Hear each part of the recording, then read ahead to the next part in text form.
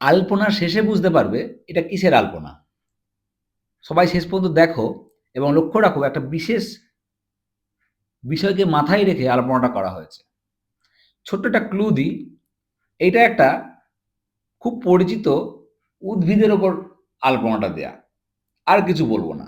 এবার আলপনাটা দেখতে থাকো এবং তোমার লাস্টে নিশ্চয়ই বুঝতে পারবে আলপনাটা কিসের আলপনা। আমি কখনোই একটা পুরো আলপনা বাড়িতে দিয়ে নিয়ে লাস্টে একটুখানি রিল করে তোমাদের দেখাই না। আমি চেষ্টা করি একটা সাদা পাতার ওপর আলপনাটা প্রথম থেকে শেষ পর্যন্ত তোমাদের দেখার।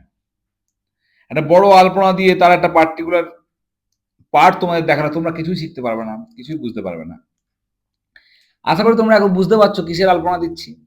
কমেন্ট করে অবশ্যই জানাবে।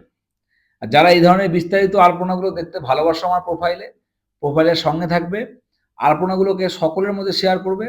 মনে রেখো, আলপনা আমাদের ট্র্যাডিশনাল আর্ট, আমাদের বাংলার গর্বের আর্ট।